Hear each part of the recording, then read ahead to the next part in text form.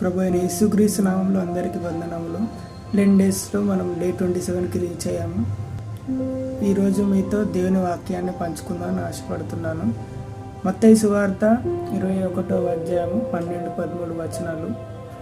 యేసు దేవాలయంలో ప్రవేశించి క్రయ విక్రయములు చేయువారిని అందరినీ వెళ్ళగొట్టి రూకలు మార్చువారి బల్లలను గువ్వలం వారి పీఠములను పడద్రోసి నా మందిరము ప్రార్థనా మందిరం అనబడను అని వ్రాయబడి ఉన్నది. అయితే మీరు దానిని దొంగల గుహగా చేసేటి వారనేను. సో ఇక్కడ ప్రభు అయిన యేసుక్రీస్తు వారు ఆలయం దగ్గర అనేకులు వ్యాపారం చేస్తుండగా అక్కడ వాళ్ళందరినీ చూసి దేవుడు తన రైచియస్ యాంగర్ అనేది కనపరుస్తాడు. అండ్ అక్కడ ఉన్న వాళ్ళందరినీ అక్కడి నుంచి వెళ్ళగొడతాడు. ఎందుకనగా దేవుని మందిరం అనేది సమస్త జనములకు ప్రార్థన మందిరముగా ఉండాలి. తన మందిరం అనేది సమస్త జనములకు ప్రార్థన మందిరంగా ఉండాలని పాత నిబంధనలు యెషయా గ్రంథము 56వ అధ్యాయము 7వ వచనంలో నా మందిరము సమస్త జనములకు ప్రార్థనా మందిరం అనబడును అని లిఖించబడింది. తన మందిరం అనేది సమస్త జనములకు ప్రార్థనా మందిరంగా ఉండాలి, కానీ వాళ్ళు అక్కడ వ్యాపారం చేస్తున్నారు. అదేవిధంగా మన కొత్త నిబంధనలు చూసుకున్నట్టయితే 1 కొరింథీయులకు రాసిన పత్రిక 6వ అధ్యాయం 19వ వచనంలో మీ దేహము దేవుని వలన మీకు అనుగ్రహింపబడి మీలోనున్న పరిశుద్ధాత్మకు ఆలయమై ఉన్నదని మీరు ఎరుగరా?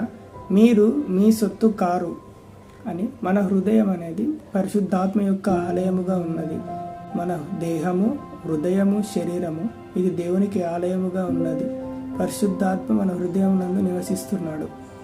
కాబట్టి ఇక్కడ ఎలాగైతే ఒక ఫిజికల్ బిల్డింగ్ దగ్గర, ఫిజికల్ చర్చ్ దగ్గర ఎలా అయితే అక్కడ ఉన్న ప్రజలు తన దేవాలయం అనే దగ్గర వ్యాపారం చేస్తున్నారు, ఒక ఫిజికల్గా కట్టబడిన చర్చ్ దగ్గరే ప్రజలు వ్యాపారం చేస్తుండగా దేవుడు తన రైచియస్ యాంగర్ని కనబరుస్తాడు.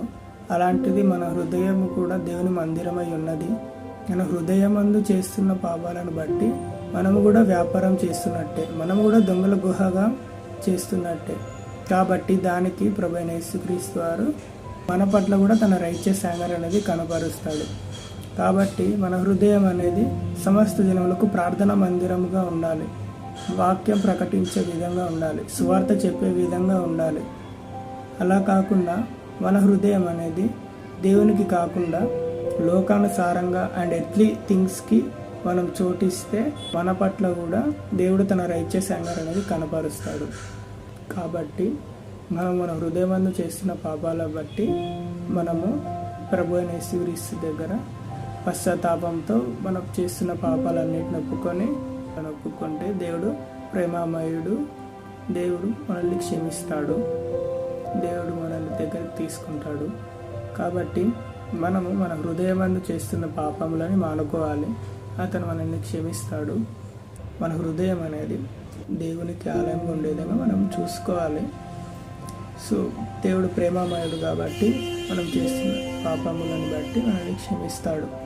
ఈ చిన్ని దేవుని మాట జ్ఞాపకం ఉంచుకొని మీరు దేవుని వైపు తిరుగుతారని నమ్ముతూ, మీ హృదయం దేవుని వైపు తిప్పుతారని నమ్ముతూ చిన్ని మాటతో నేను ముగిస్తున్నాను. Thank you. ఆమెన్.